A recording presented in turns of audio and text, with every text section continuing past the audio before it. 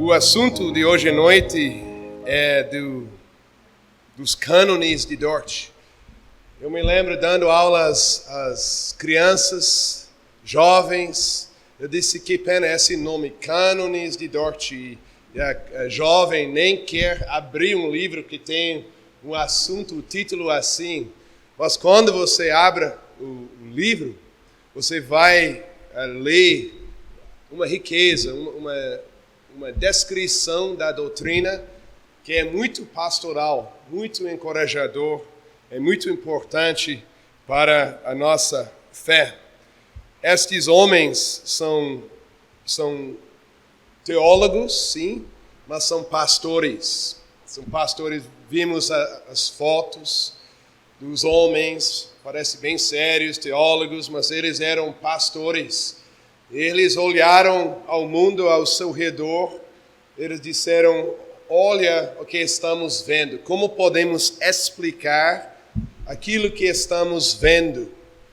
E eles começaram com o fato que somos pecadores, e tem esse aspecto, esse fato, e agora a igreja tem que explicar o que está acontecendo e como lidar com isso. Eu sou um pai, eu tenho 6 filhos, então para mim e para vocês como pais e também membros de família, você tem o problema do bebê. O bebê é fofinho, você ama o bebê, você tem que olhar essa criação. Sua esposa, ou talvez você mesmo, deu à luz a um bebê. E as perguntas, então, surgem nas nossas mentes. Qual a natureza desse ser humano? Qual o relacionamento entre esse ser humano e Adão? Qual a situação desse bebê tão fofinho, parece tão inocente, um relacionamento com Deus Todo-Poderoso? A sua resposta a essas perguntas terá muitas consequências na sua vida. Até você pode ver hoje que faz uma distinção entre pessoas que se chamam cristãos e tem tudo a ver com suas explicações sobre o bebê. Por exemplo, vamos começar com esse ponto. Tem 5 pontos. Então tem o título da palestra, Depravação Total, Cânones de Dort. Tem o Sínodo de Dort, palavras que tem um som bem teológico, mas toda a teologia tem a ver com a nossa vida e minha vida como pai, como um pastor da igreja, falando com outras famílias. Então eu quero abordar este assunto desse ponto de partida. Como é que eu devo criar meus filhos? Isso depende da natureza dos meus filhos. Isso depende do seu relacionamento com Adão. Isso depende do seu relacionamento com Deus. Então, isso tem a ver com criação, com educação. Como é que a igreja deve educar seus filhos? Como é que pais devem educar seus filhos? Teologia, a sua doutrina, seu entendimento da doutrina da depravação total vai influenciar a maneira de criar seus filhos. Isso é relacionado também à questão da aliança, os sinais da aliança, batismo. Tem muito debate se tem batismo infantil ou aquele que só fez a profissão da fé. Essas perguntas são relacionadas às suas respostas à pergunta qual a natureza desse bebê, o que é depravação total. E mas mais um ponto que é importante é a questão de adoração. Vemos em Gênesis que o homem foi criado para trabalhar, para ter família e para adorar a Deus. Podemos até dividir o nosso mandato nessas 3 partes. Já falamos sobre família, agora adoração. Como é que você ou seu filho, seu bebê, seu filho, pode aproximar-se a Deus? Quem é o Deus que estamos adorando? Quando tem essas perguntas, como pai e como pessoa, eu quero ser cristão, então eu tenho que achar respostas a essas perguntas. E tem conferências que ajudam, mas geralmente, como cristãos, começamos com as Escrituras. Então eu vou ler algumas passagens e vamos agora tentar achar respostas a essas perguntas. Eu vou ler os textos mais importantes, mais ligados com a explicação da doutrina da depravação total. Mas eu quero que vocês lembrem-se da questão do seu filho, imaginando que tem um filho. Um texto que é bem citado é de Gênesis 1, 31. Viu Deus tudo quanto fizera, e eis que era muito bom. Então, criação boa. Podemos ler em Gênesis 3 sobre a queda em pecado. E podemos ler nesse contexto Gênesis 3, 8 e 9. Quando ouviram a voz do Senhor Deus, que andava no jardim pela viração do dia, esconderam-se da presença do Senhor Deus, o homem e sua mulher, por entre as árvores do jardim. E chamou o Senhor Deus ao homem, e lhe perguntou: onde estás? E o homem respondeu: ouvi a tua voz no jardim, e porque estava nu, tive medo e me escondi. E daí vocês sabem bem os versículos aqui.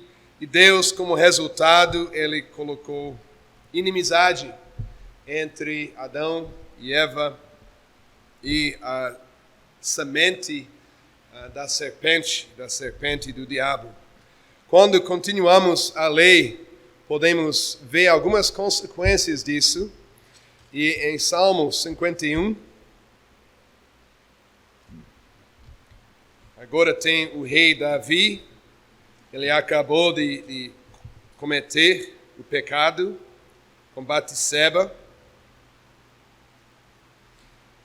E ele reconhece que ele pecou não primeiramente contra Batseba, nem contra Urias, nem contra sua esposa, nem contra seus filhos, mas ele diz: pequei contra ti somente, ó Deus.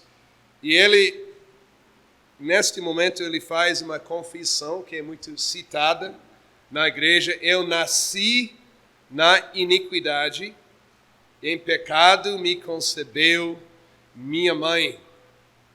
Então, falando sobre pecado, vemos neste salmo a origem do pecado. Então, já temos uma parte da nossa resposta. Tem bebê nascido, concebido e nascido em pecado. Então, já como pais, podemos entender esse fato que a Bíblia está explicando. Jeremias 17, versículo 9, também é bem citado pelos pastores, porque o homem vai dizer: bom, tem pecado, sim, temos de lutar, mas é tão ruim que nem podemos fazer nenhuma coisa boa.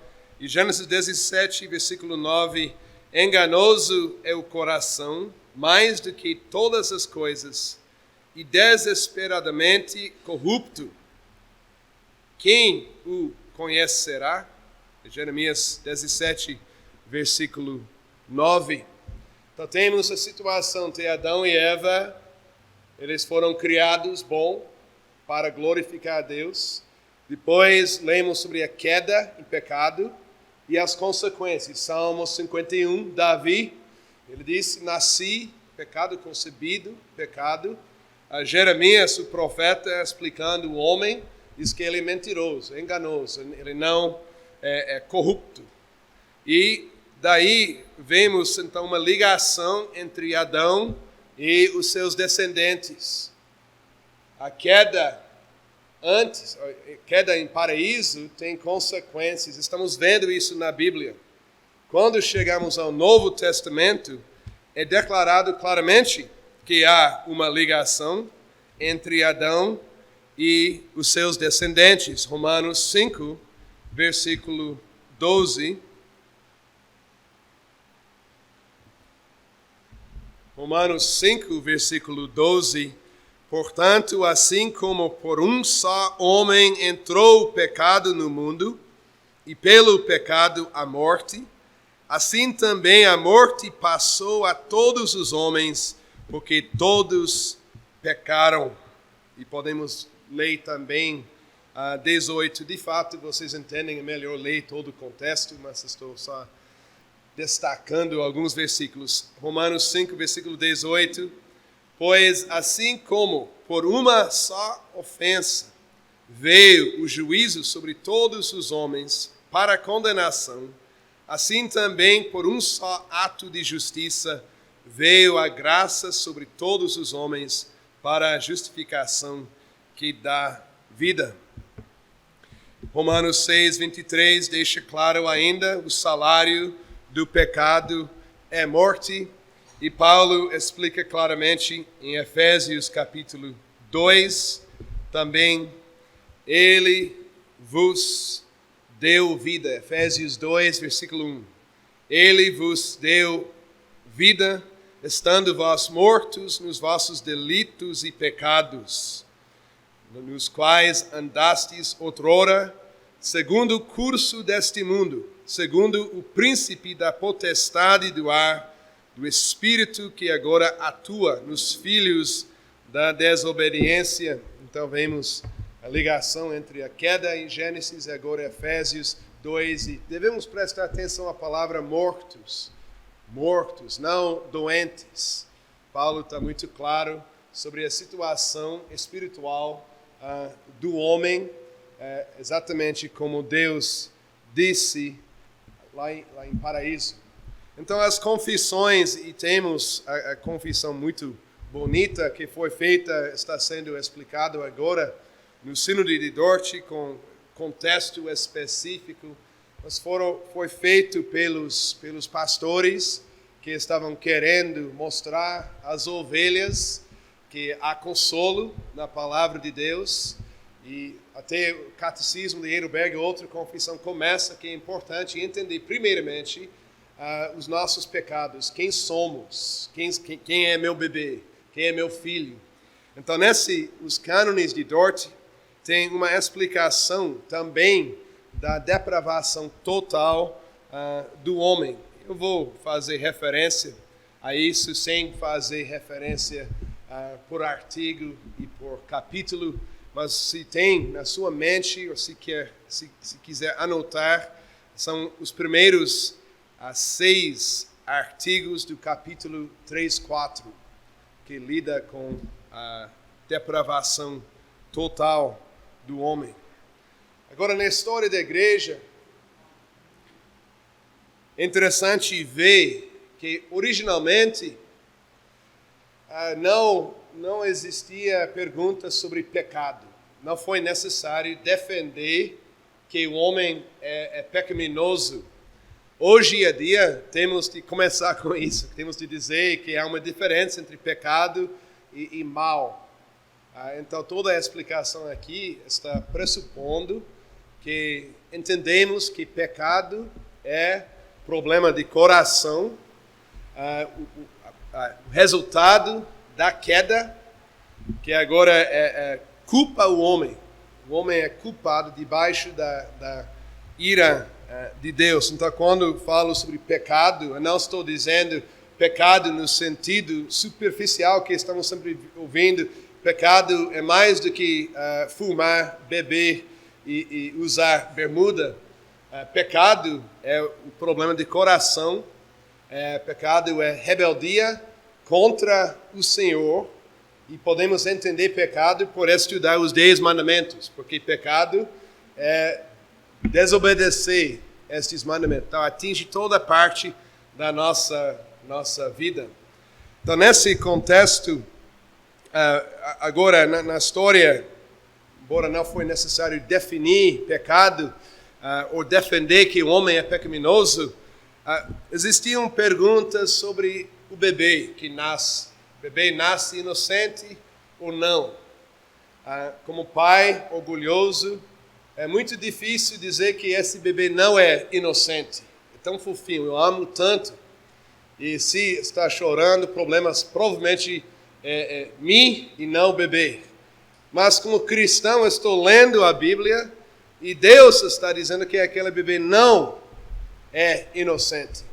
E como cristão, então eu tenho de me submeter à palavra de Deus. Eu vou dizer, então, isso é o ponto de partida. O bebê não é inocente. Agora, na história da igreja, eu não tenho muito tempo, então não vou entrar em todos os detalhes, mas vocês provavelmente já ouviram um pouco dessa discussão na história da igreja. A primeira pergunta é será que eu hoje, o meu filho hoje, é relacionado, tem alguma coisa a ver com Adão? A pergunta é, o que Adão tem a ver com meu filho hoje, ou comigo hoje?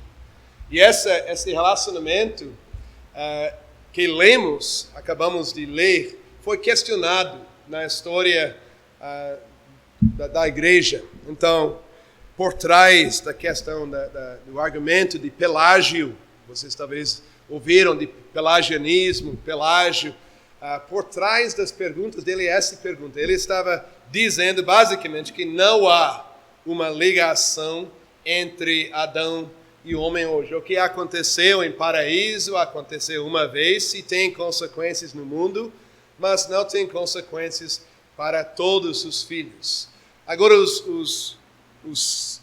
Pelágio entrou em debate com Agostinho e ele disse, não, tem uma ligação, somos pecadores, e ele falou sobre a propagação do pecado de Adão que chega até hoje pelos pais e seus filhos, pela geração dos filhos.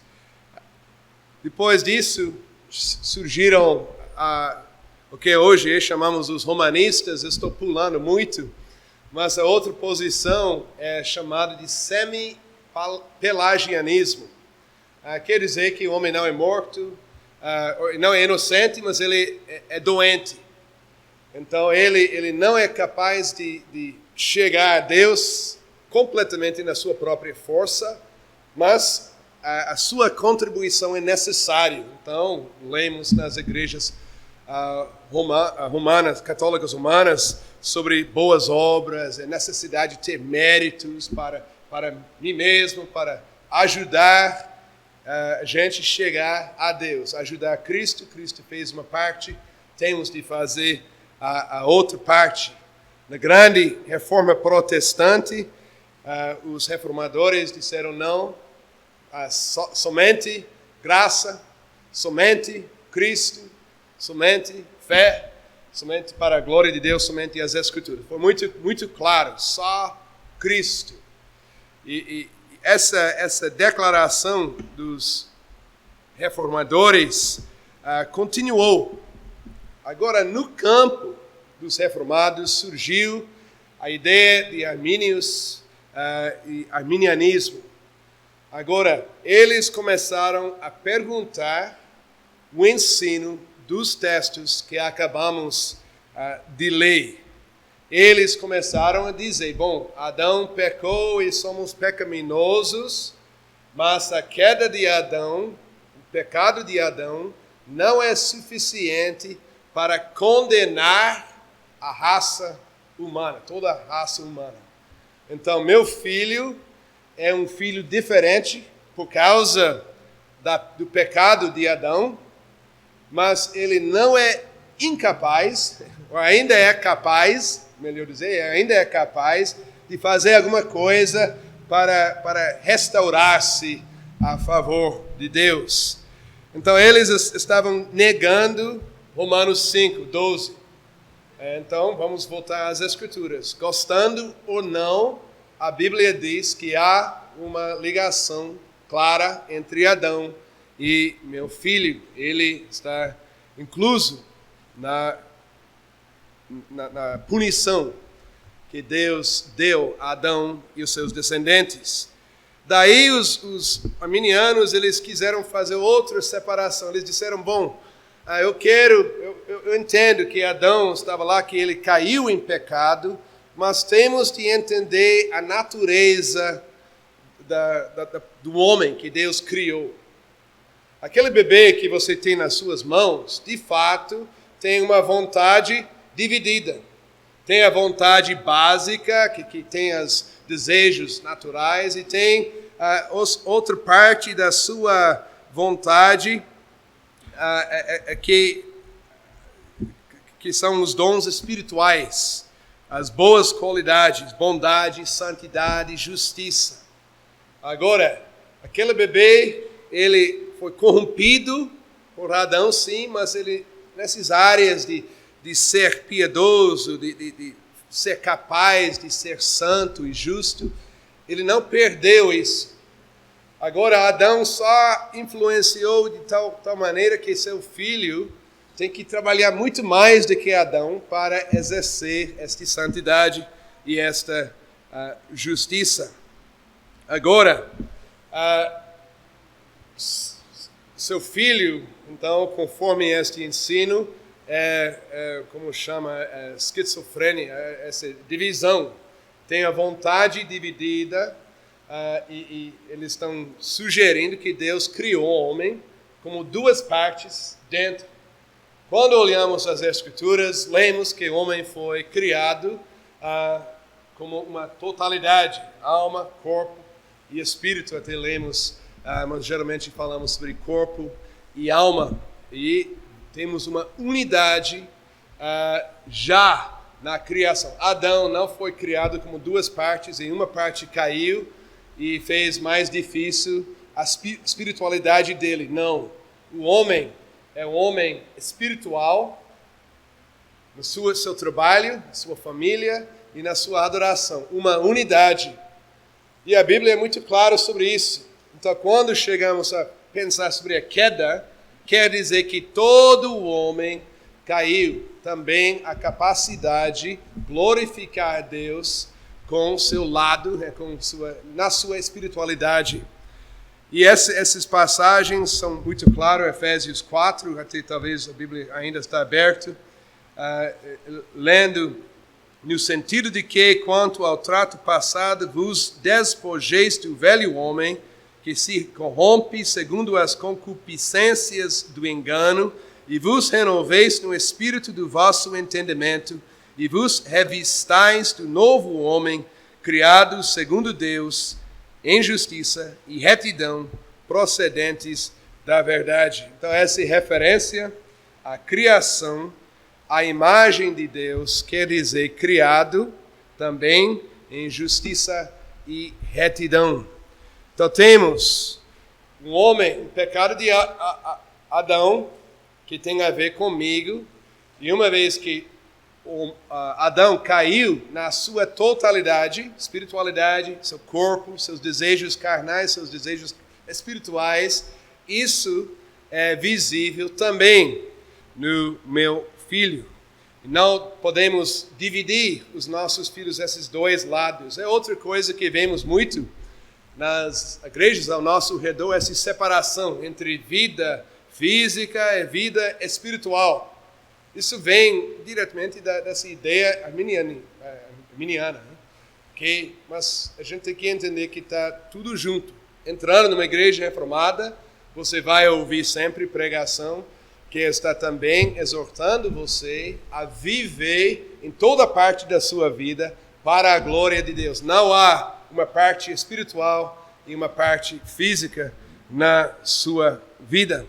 Então tem o homem caído, meu filho caído, inocente e fofinho, porque o pai é inocente. Não inocente, porque o pai é fofinho, mas eu sei que a natureza desse bebê é conforme as Escrituras, nascido em pecado. Então tem um filho que caiu com Adão na sua totalidade. A palavra teológica é depravação total. Quer dizer que meu filho, pela sua própria vontade, não vai escolher a glorificar Deus pela sua própria vontade.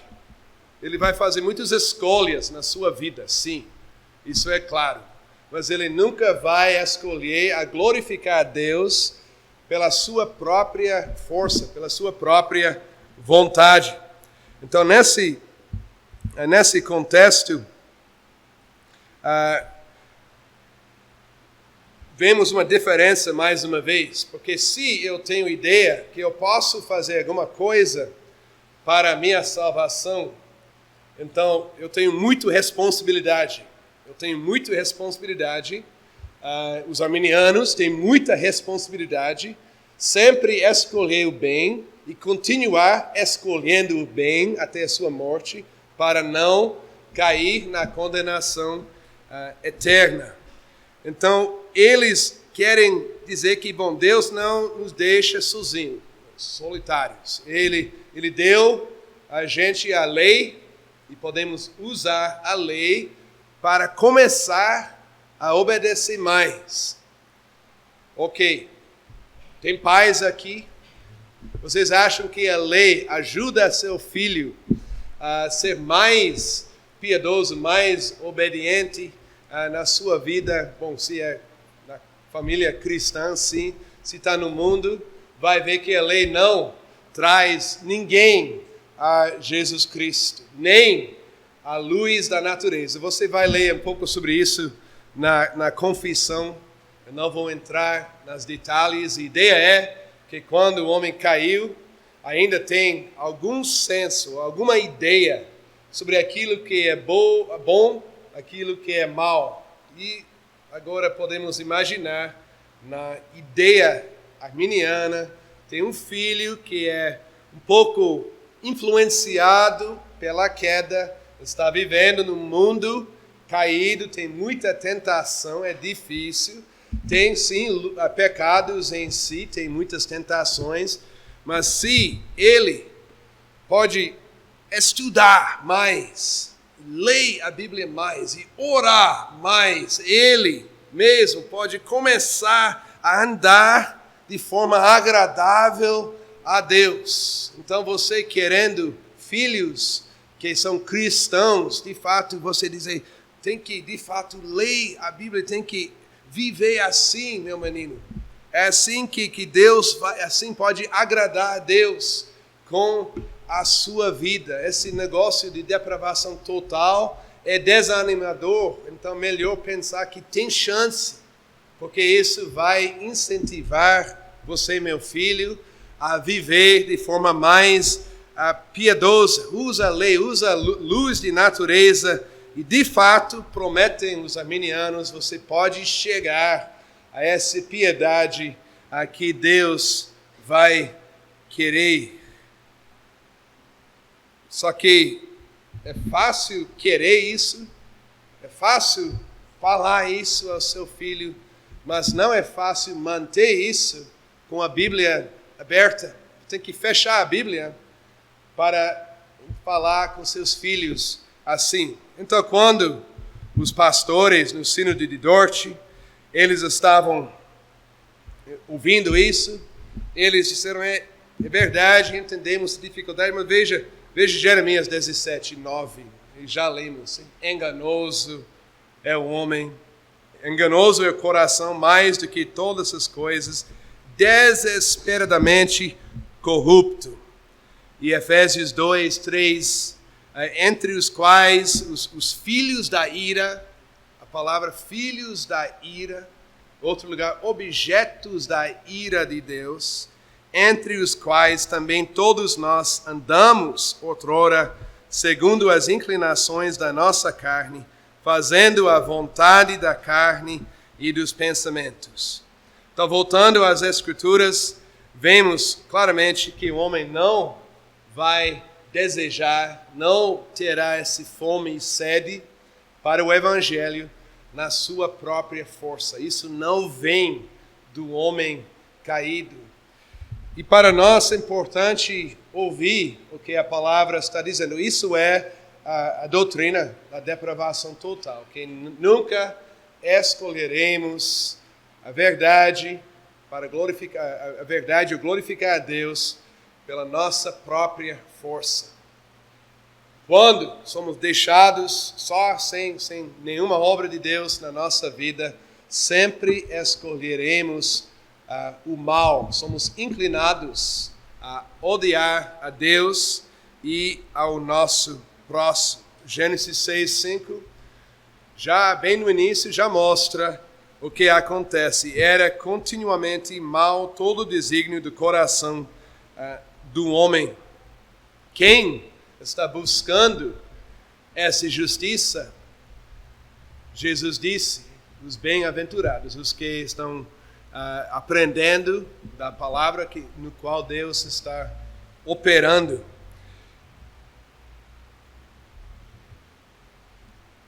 Nesse contexto, as declarações dos cânones de Dort são declarações bem pastorais. Agora eu tenho as respostas. Eu posso explicar aos meus filhos, isso vai influenciar como eu vou criar meu filho. Eu tenho um filho que, por natureza, está debaixo da ira de Deus e merecedor da punição. Mas esse filho é filho de um crente. Nasceu na aliança. Tem as promessas que os pais têm. Então eu tenho um filho que merece condenação eterna, debaixo da ira de Deus, por causa do pecado que está no coração, em parte de Adão, em parte pelo seu próprio desejo, mas uma criança que também tem um Deus olhando, dizendo que essa criança é minha, na aliança. Criança que tem promessas em Jesus Cristo. Veremos estas promessas que fazem parte das doutrinas da graça. Os 5 pontos de calvinismo é uma palavra, uma maneira de falar. Eu sempre falo sobre as doutrinas da graça, porque eu estou aqui como pai desse filho, vocês estão aqui como membros da família, talvez pais, talvez filhos de uma família, e vocês agora podem entender o que a Bíblia diz sobre a natureza daquele filho, seu relacionamento com Adão e seu relacionamento com Deus. Deixado assim, sem graça, sem misericórdia, vai sofrer eternamente debaixo da ira de Deus. É condenação que Deus revelou para todos que fazem parte da semente da serpente, do diabo. E com estas respostas, então, as consequências então da depravação total para a minha vida, é que eu sei que meu filho não é inocente. E meu filho não sempre vai escolher o bem. Ele precisa do Evangelho. O Evangelho não é algo que é teológico, que fica lá em cima, mas ele precisa do Evangelho, a explicação da graça de Jesus Cristo, enquanto estou criando. Então o bebê tem que também, os pais têm que disciplinar seus filhos, é natural e tem que fazer, porque eu sei que essa criança não é naturalmente, não vai procurar a glória de Deus por natureza. Os pais têm que ensinar. Então, depravação total mostra quem somos. A mensagem é bem sóbria, é bem, talvez até chocante, pelo menos tocante, emocionante. Chega meu coração, mas quando eu entendo o que a Bíblia está dizendo, embora talvez eu não gosto de ouvir que eu não posso chegar a Deus pela minha própria força, eu vou dizer alguma coisa. Essa doutrina, essa revelação de Deus explica minha vida muito. Explica as minhas escolhas, explica as minhas decisões, explica meu passado. Eu nem vou entrar nesses detalhes. Mas eu não estou aqui por causa da minha bondade. Ninguém está na igreja por causa da sua bondade. Então, essa revelação da depravação total humilha os membros da igreja. E entendemos que estamos aqui perante o Santíssimo Deus e não merecemos isso. Isso também significa que eu não sou melhor do que os outros ao meu redor.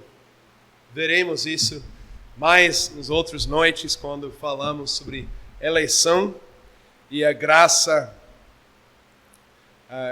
irresistível, invencível de Deus. Vamos orar a Deus neste momento. Deus, tua palavra brilha em nosso meio e revela a nossa situação tão claramente.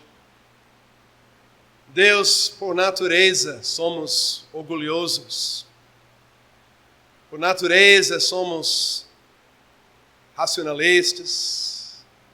Temos a tendência de gritar ao oleiro, sendo barro.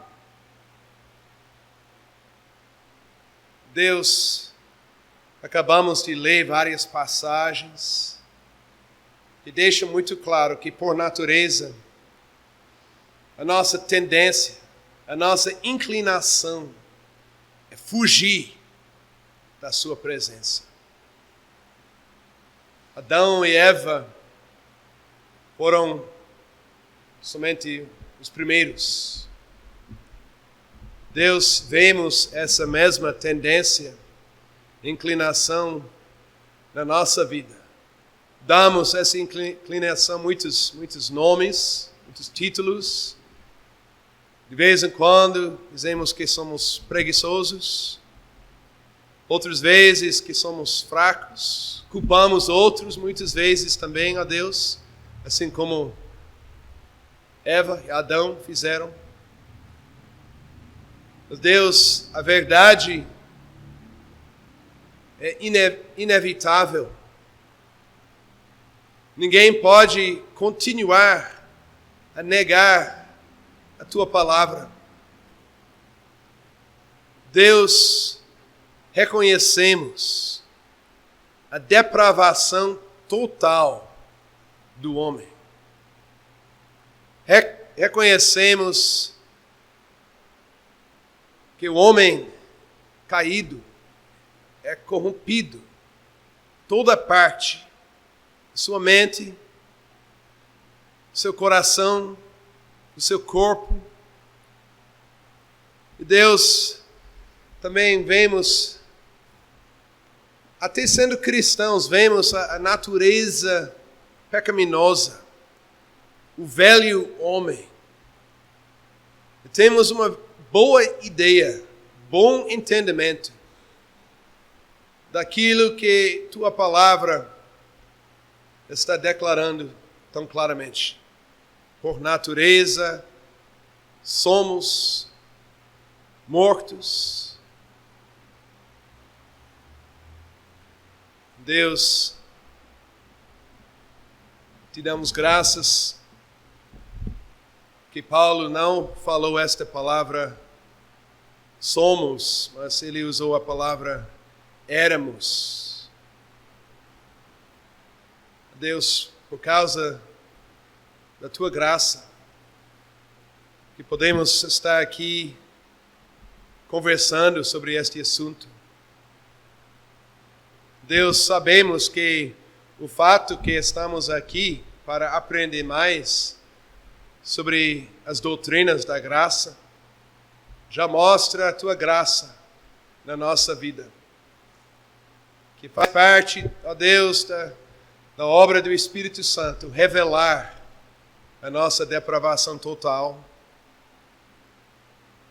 nossos pecados, nossas fraquezas. Ó Deus, queremos aprender mais, queremos entender como é possível que estamos aqui estudando este assunto. Como é possível, ó Deus, quando consideramos quantas pessoas estão ao nosso redor, andando nas trevas, enganados, confundidos, confusos. Deus, tantas pessoas que estão tentando ganhar os céus pelas suas próprias obras, eles nunca vão chegar se continuem a dependerem de si mesmos. Ó Deus, que graça, que misericórdia. Hoje à noite podemos ouvir isso, pensar sobre isso, estudar isto. Deus, que essa revelação nos incentive a buscar o que significa a palavra graça. O que significa o Evangelho. Que busquemos com todo o nosso coração, com toda a nossa vida, salvação em Jesus Cristo. Deus, oramos por esta conferência, oramos por todos que estão aqui hoje à noite,